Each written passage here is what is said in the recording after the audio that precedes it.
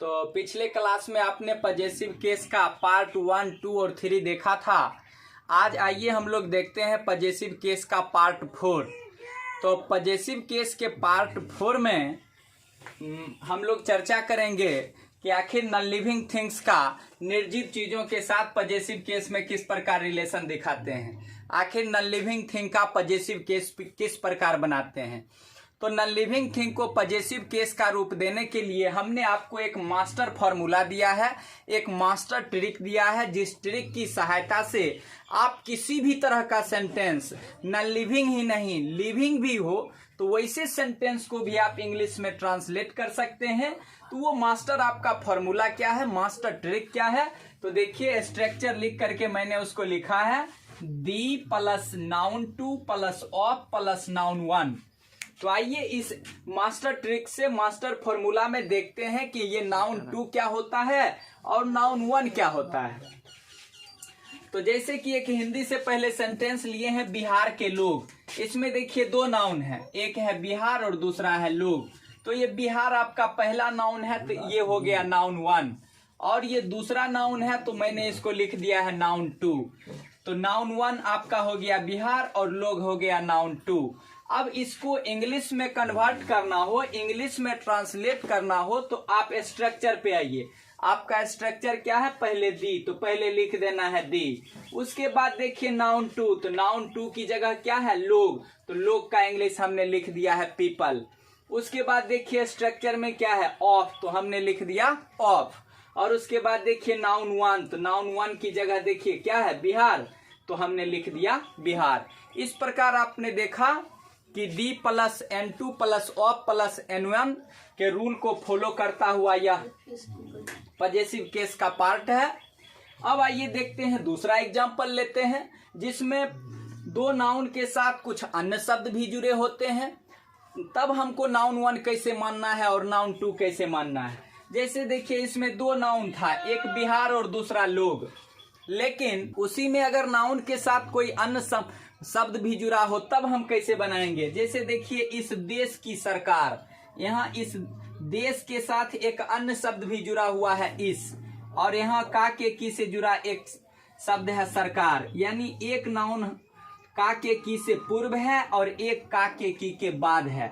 इस की से पहले है देश और देश के साथ जुड़ा हुआ है इस, तो इस देश को हमने मान लिया नाउन वन और सरकार को मान लिया नाउन टू। फिर इसको ग्रामर के नियम से जो स्ट्रक्चर हमने आपको लिखा है तो उस स्ट्रक्चर से इस सेंटेंस को ट्रांसलेट करते हैं। तो देखिए स्ट्रक्चर में पहले है दी, तो हमने लिख दिया दी। उसके बाद देखिए है नाउन टू, तो सरकार हो गया नाउन टू, तो सरकार की अंग्रेजी लिख दिए गवर्नमेंट।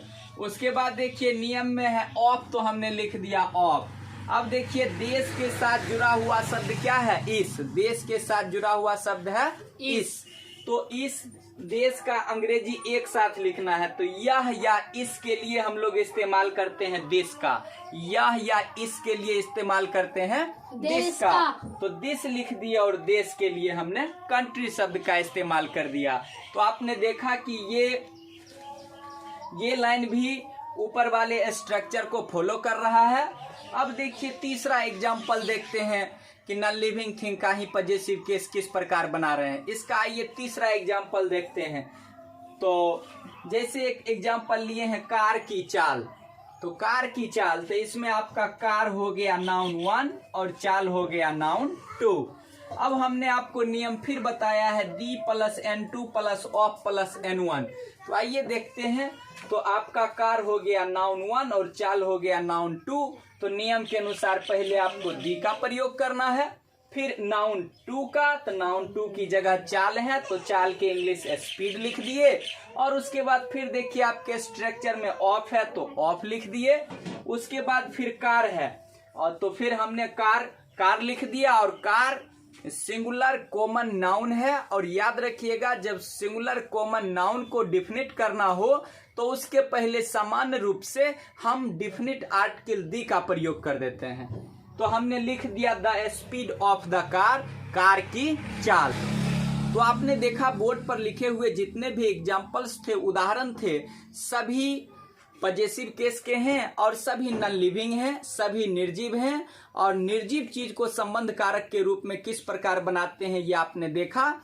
लेकिन एक बात आपको मैं बता देना चाहता हूं, याद रखिएगा, जिस नियम के तहत आपने नॉन लिविंग थिंग को आज पजेसिव केस का रूप दिया है, इस नियम के तहत लिविंग थिंग को भी पजेसिव केस का रूप दे सकते हैं। इसमें कोई संदेह नहीं है और कहीं से भी वो गलत नहीं होगा। इतना आप ध्यान रखिएगा कि अगर कोई लिविंग हो, आपको हम लिविंग का भी एक एग्जाम्पल दे देते हैं। जैसे अगर आपको एग्जाम्पल देना हो राम की किताब, तो हम आपको अभी बताए थे कि नॉन लिविंग, लेकिन अगर लिविंग में भी हो तो इस्तेमाल कर सकते हैं। जैसे राम की किताब है, तो आप देखिए N1 की जगह आपका हो गया राम और किताब हो गया आपका N2, तो नियम आपका कहता है दी, तो हमने लिख दिया आपको, तो लिख दिए नियम में पहले दी प्लस फिर देखिए है N2, नाउन टू की जगह किताब, तो बुक लिख दिए। उसके बाद देखिए नियम में है ऑफ, तो हमने ऑफ लिख दिया। और उसके बाद फिर है नाउन वन, तो नाउन वन की जगह राम है, तो हमने राम लिख दिया। ये भी सही ही है। तो इसीलिए मैंने आपको कहा कि जो आपको मैंने फॉर्मूला ऊपर में लिखा है वो मास्टर रूल है, मास्टर ट्रिक है। उससे आप लिविंग और नॉन लिविंग किसी भी तरह के सेंटेंस को आप आसानी से पजेसिव केस का रूप दे सकते हैं। तो आशा करता हूं कि आपको निश्चित रूप से पजेसिव केस समझ में आ गई होगी। और इसका लिंक और PDF अगर आप डाउनलोड करना चाहते हैं तो इसके डिस्क्रिप्शन बॉक्स में दिया हुआ है। तो इसी तरह जिस प्रकार से आप अपना समय देकर हमारे वीडियो को देखे हैं, तो आशा करता हूं जरूर आप कुछ सीखे होंगे। इसी तरह हमारे साथ जुड़े रहिए और हमारा हौसला बढ़ाने के लिए आप हमारे चैनल को लाइक, सब्सक्राइब और शेयर करते रहें। धन्यवाद।